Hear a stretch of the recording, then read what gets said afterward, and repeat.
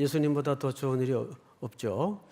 자, 오늘 20절을 좀 보십시다. 본문 20절을 보니까 이렇게 시작이 돼요. 아버지께서 아들을 사랑하사 자기가 행하시는 것을 다 아들에게 보이시고 또 그보다 더 큰 일을 보이사. 자, 여러분, 더 큰 일을 보이신답니다. 이 큰 일이 과연 뭘까? 24절로 넘어가죠. 오늘 본문이 되겠는데, 내가 진실로 너희에게 이르노니 내 말을 듣고 또 나 보내신 이를 믿는 자는 영생을 얻었고 심판에 이르지 아니하나니 사망에서 생명으로 옮길 것이니라. 옮겼느니라. 이게 완료입니다. 끝난 거예요.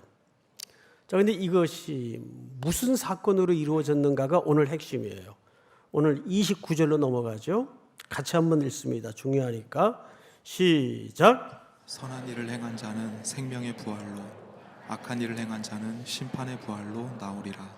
네, 선한 일을 행한 자는 생명의 부활로, 악한 일을 행한 자는 심판의 부활로 나오리라. 자, 이 두 가지 좀 문제가 생겨요. 우리가 얼핏 알고 있기는 우리만 부활하는 줄 알았는데 성경을 보니까 악한 일을 행한 자는 무슨 부활로? 심판의 부활로 나오리라. 그러니까 객관적으로 얘기하면 부활은 우리만 하는 겁니까? 악한 자도 하는 겁니까? 제 말이에요? 성경의 얘기예요? 성경의 얘기죠. 그러니까 악한 자도 부활을 해요.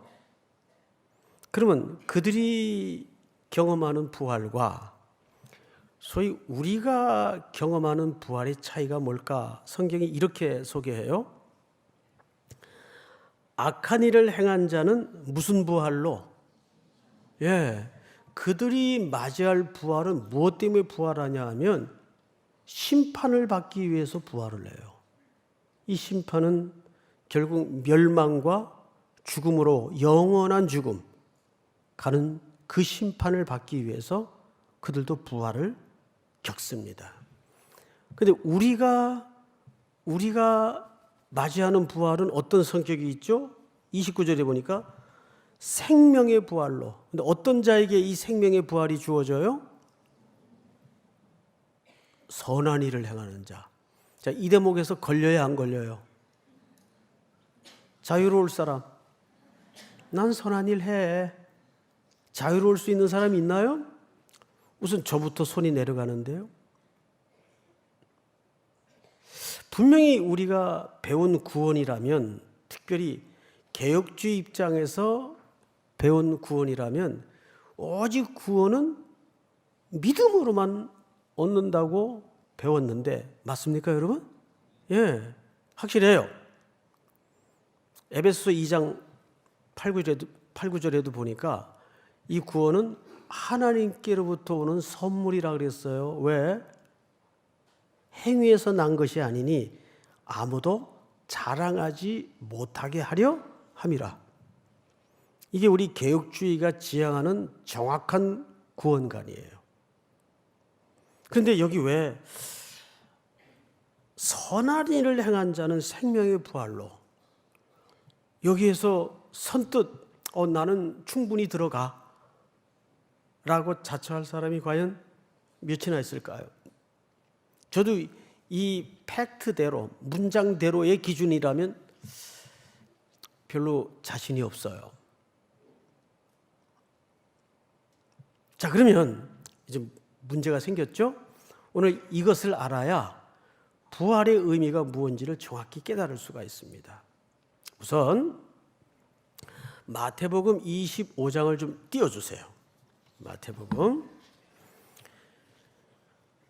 저하고 한 절 한 절 교독하면서 설명을 듣고 또 다음 절을 읽고 하겠습니다.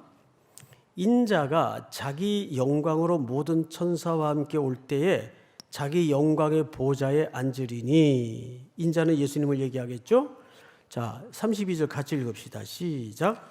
모든 민족을 그 앞에 모으고 각각 구분하기를 목자가 양과 염소를 구분하는 것 같이 하여. 자, 여기 본문을 잘 보시면 목자가 무엇과 무엇을 구분한답니까? 양과 염소, 양과 염소. 그리고 양은 오른편에 앉히고 염소는 왼편에 앉히는 거예요. 여기도 보니까 모든 민족을 그 앞에 모으고 각각 구분하기를 목자가 양과 염소를 구분하는 것 같이 하여 그랬어요. 자, 그럼 목자는 왜 양과 염소를 구분할까? 유대인들의 이 목동 스타일을 좀 이해해야 됩니다. 그 스타일보다는 좀 문화죠. 그 문화는 양과 염소의 특성 때문에 자연적으로 생성된 문화예요. 평소에는 꼴을 먹일 때는 먹이를 먹이러 다닐 때는 같이 섞어서 풀어놓고 같이 다닙니다. 보면은 그 양이나 염소나 그냥 섞어 다녀요. 교회에도 양과 염소가 또 있다고 그래요, 누가? 네. 그런데 하루 해가 저물고 저녁이 오면 얘네들 이제 편안히 쉬게끔 잠자리를 마련해 줘야 되니까 이제 우리로 드립니다. 드릴 때 절대 얘네들을 같이 안 재워요. 왜냐하면 같이 재우면 둘 다 못 잡니다. 자는 생리적 현상이 틀려요. 집에도 이런 경우가 있죠. 남자는 열이 많아, 몸에. 그래서 아무리 이불을 덮어줘도 걷어차고 배 다 드러내고 이렇게 자는 남성들이 있어요. 근데 반대로 아내는 이불을 꽁꽁 뒤집어 써야 자는 스타일이 있어요. 한 침대에서 동거가 가능할까요? 불가능해요. 따로 자야 돼요. 심하면 각방을 쓰거나 절대 이건 같이 못 자요. 그것처럼 양과 염소의 체질이 달라요. 그래서 얘네들은 같이 못 자요. 생리적으로 그렇게 태어났어요. 그렇게 만들어졌어요. 그래서 양은 양끼리, 염소는 염소끼리 구분을 하는 이유가 거기에 있습니다. 자, 그런데 다음 절을 한번 보십시다. 양은 오른편에 염소는 왼편에 두리라. 자, 여기서 질문을 하나 던지죠. 양이 뭐 선한 일 한 거 있나요? 응? 오른편에 앉을 만한 무슨 특별한 무슨 헌신을 한 게 있나요? 그 염소들하고 똑같이 풀 뜯어 먹고 다닌 거 외에는 없어요. 염소도 마찬가지예요. 구원은 마치 이렇게 그냥 은혜로 택정함을 입는 거예요. 무슨 인간의 조건이나 기준이 근거가 돼서가 아닙니다. 자, 그런데 그 다음 절부터 성경을 좀 보십시다. 그때에 임금이 그 오른편에 있는 자들에게 얘기합니다. 내 아버지께 복받을 자들이여, 나와 창세로부터 너희를 위하여 예비된 나라를 상속받으라. 여기 예비된 나라라는 말은 확정된 것을 얘기합니다. 이것도 완료형으로 썼어요. 그 다음에 35절 시작. 내가 줄일 때에 너희가 먹을 것을 주었고 목마를 때에 마시게 하였고 나그네 되었을 때에 영접하였고. 다음 절. 헐벗을 때에 옷을 입혔고 병들었을 때에 돌보았고 옥에 갇혔을 때 와서 보았느니라. 이렇게 돼 있어요.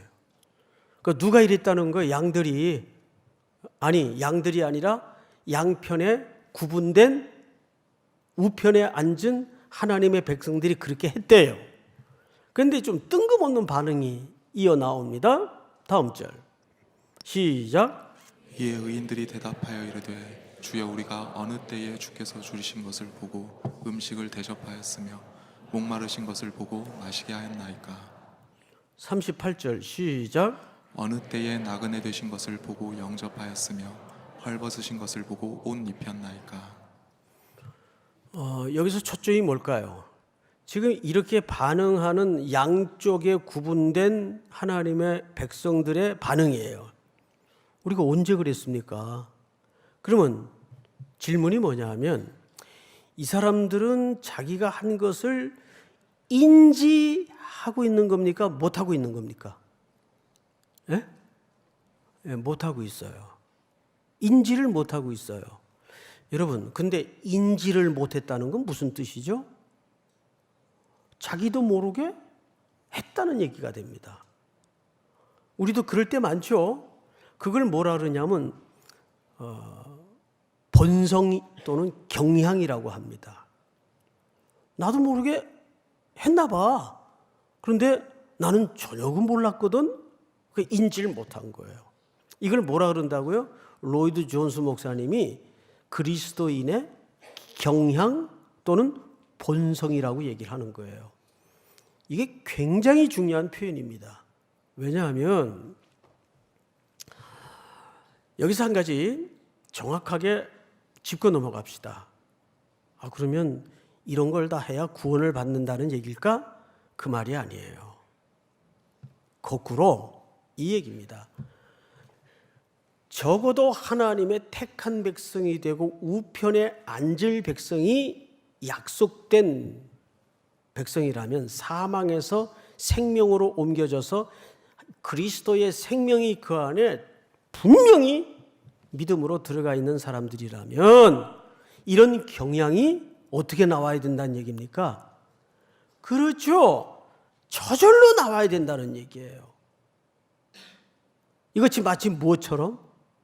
새로워진 본성을 통해서 그런 중 누구든지 그리스도 안에 있으면 새로운 피조물이라 이전 것은 지나갔으니 보라 새 것이 되었도다.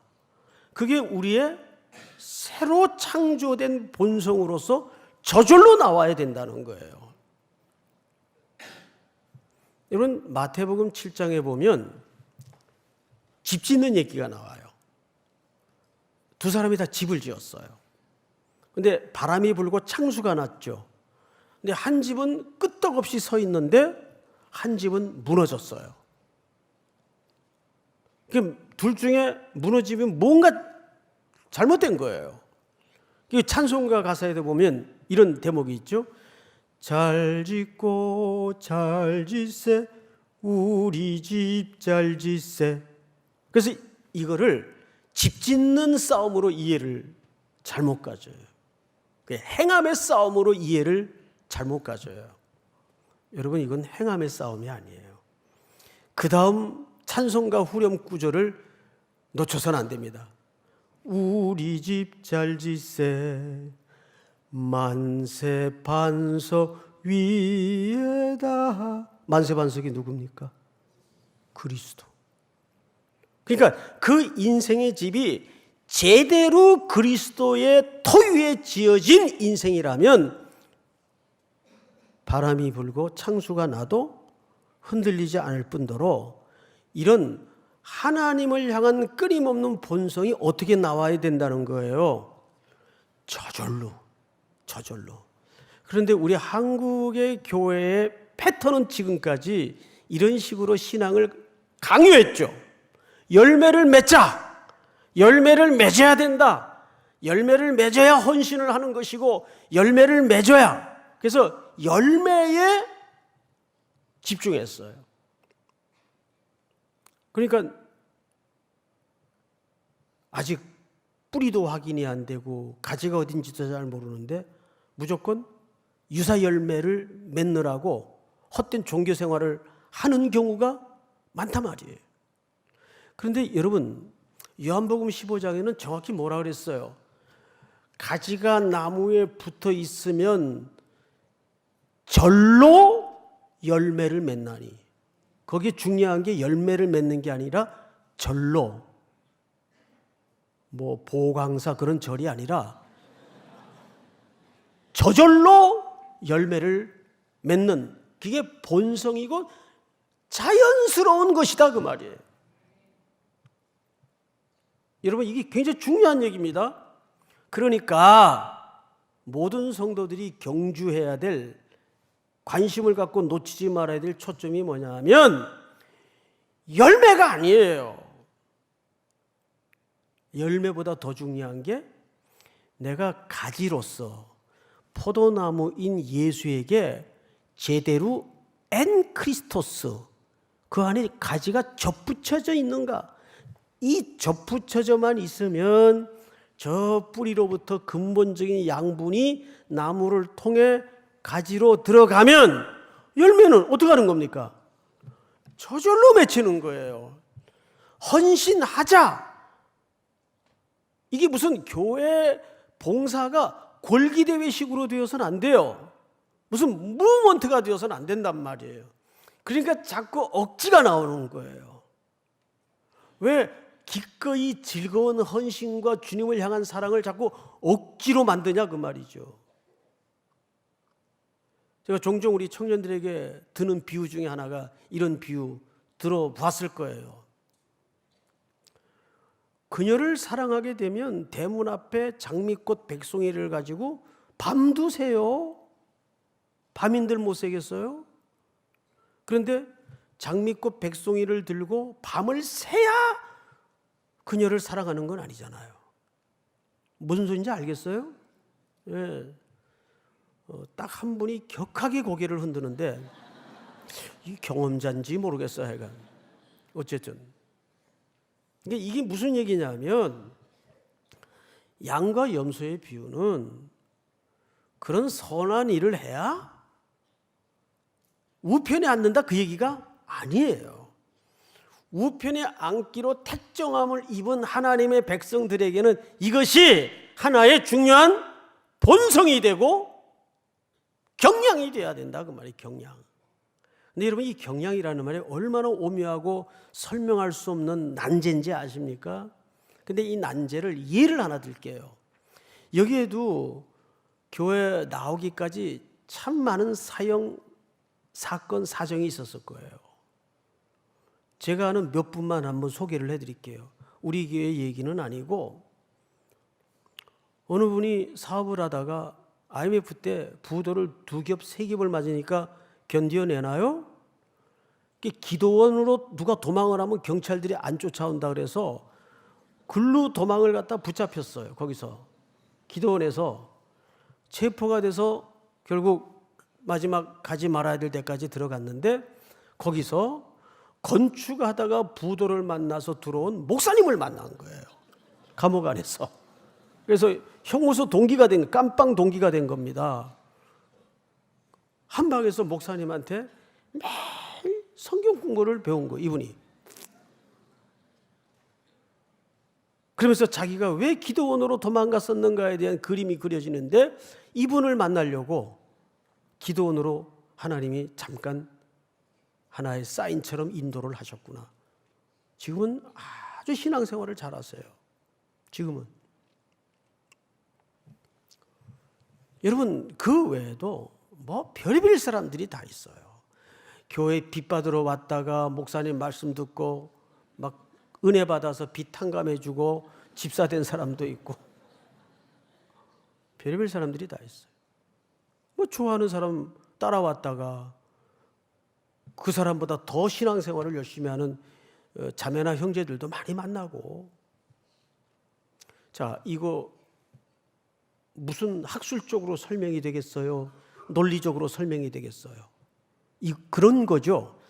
하나님이 택하기로 작정한 사람은 우리 인생사에 하나님이 여기저기 널어놓은 수많은 사건과 사연과 사정 속에서 어떤 위치에서 걸려들어요. 이게 딱 좋은 표현이다. 걸려든다는 말이 맞아요. 어떻게 하든 걸려들게 돼 있어요. 그 하나님의 집요한 사랑의 손길을 피해갈 수 있는 인생은 없습니다.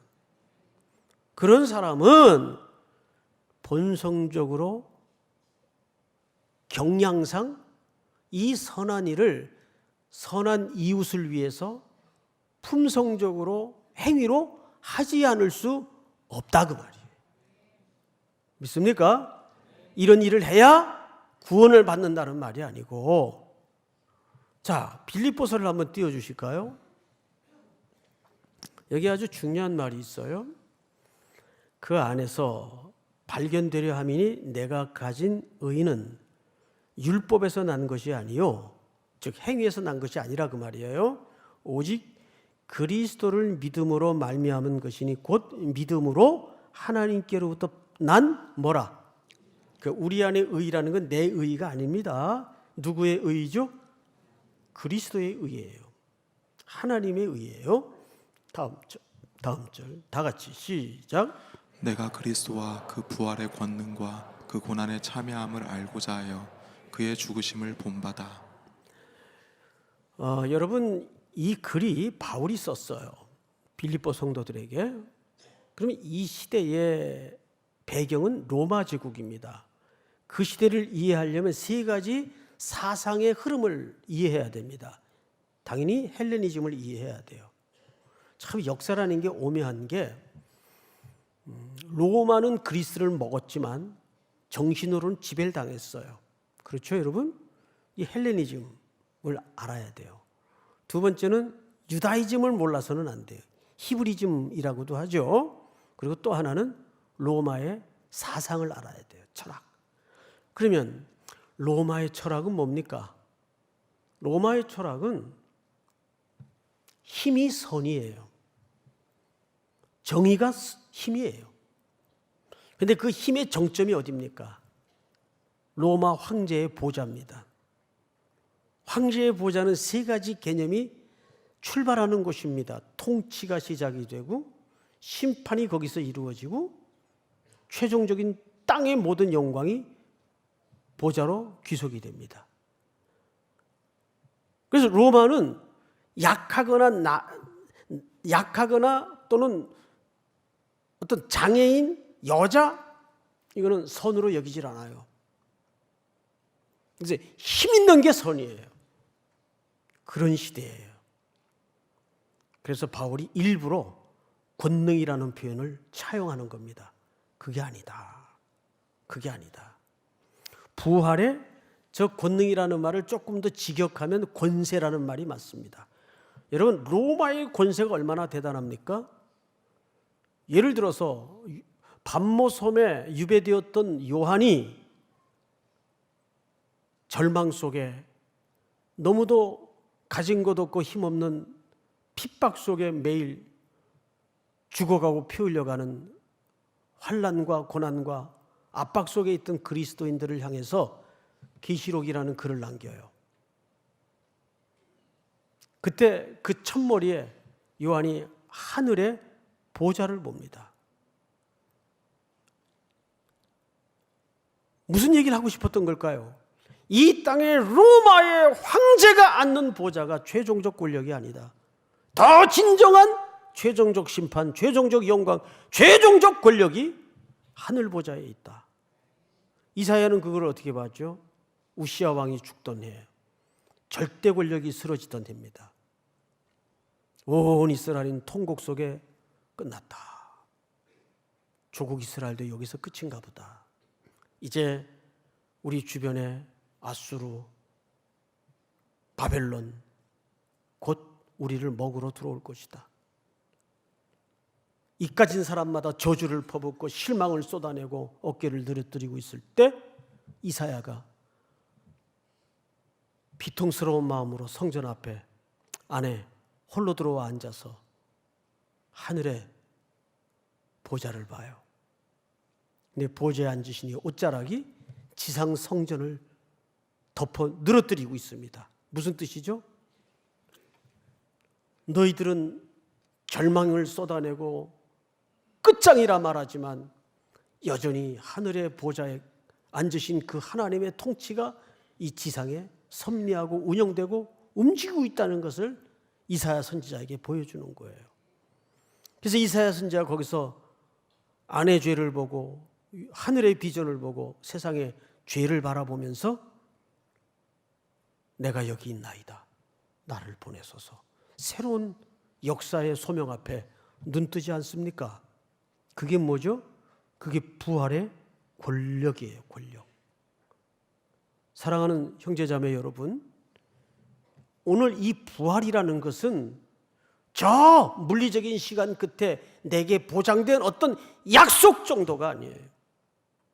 사망의 냄새가 풀풀 나는 이 죽음의 땅에 우리는 생명 가진 자로서 본성적 그리스도의 경량을 가지고 어떻게 살아내야 되는가? 이 부활은 매일 내가 그 권력을 가지고 살아내야 되는 삶의 과제예요. 믿습니까? 근데 왜 사망의 땅에서 죽은 자처럼 삽니까? 여기 부활의 권능할 때 이 권능이라는 말이 얼마나 재밌는 단어인가 하면 누워있는데 일어난다 그 뜻이에요. 여러분들이 이 사망의 환경에서 죽음의 냄새가 나는 이 땅에서 같이 죽은 자처럼 누워 있어서는 안 돼요. 거기서 뭐 해야 돼요? 일어나야 돼요. 매일 일으켜야 되고 일어나야 돼요. 뭘로? 이 세대를 본받지 아니하고 우리 몸을 하나님의 거룩한 산제사로 드리는 산예배자. 여러분들 때문에 여러분들의 언어와 여러분들의 몸짓과 여러분들의 흘린 땀이 다지고 데워지는 것마다 생명이 살아나고 죽음의 냄새가 거두어지고 사망의 그림자가 흩어지는 바로 그런 부활을 사는, 그게 부활의 권력을 가진 자예요. 과연 부활을 그렇게 살아내고 있습니까? 이 세상의 시스템이나 구조나 메커니즘을 보면 다 우리를 생명을 죽이는 데 있어요. 그걸 온몸으로 손해를 각오하고 저항하고 부르짖고 정말 비참하게 누군가의 도움 없으면 살아갈 수 없는 그들을 향해서 일으켜내고 손잡아주고, 그게 어떻게 나와야 된다는 얘기예요? 저절로 나와야 된다는 얘기예요. 저절로. 믿습니까? 그게 우리가 부활을 맞으며 새롭게 하나님 앞에 붙잡혀야 될 시대적 소명입니다. 우리 삼일교회는 바로 그것이 본성이 돼야 돼요. 여러분들의 삶엔 그것이 경량이 돼야 돼요. 이렇게 얘기하는 사람이 있을 거예요. 누군 그런 마음 안 먹습니까? 근데 안 되잖아요. 왜? 안 돼서 또 실패하더라도 그런 마음을 계속 가지세요. 계속.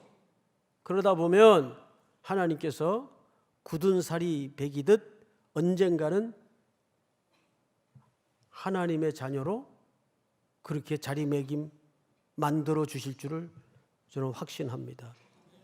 사랑도 훈련해야 되고 연습해야 돼요. 믿습니까? 이것이 빠진 부활, 그저 내 목숨 하나 생명으로 옮겼다는 차원의 부활, 그렇게 큰 의미 없어요. 이 부활은 확대돼야 되고 흘러가야 되고 나뉘어져야 되고 점점점 강이 되고 바다로 이루어져서 생물이 살아나고 모든 죽었던 땅이 꽃이 피고 사막에 열매를 맺는 그런 기적을 봐야 되는 거죠.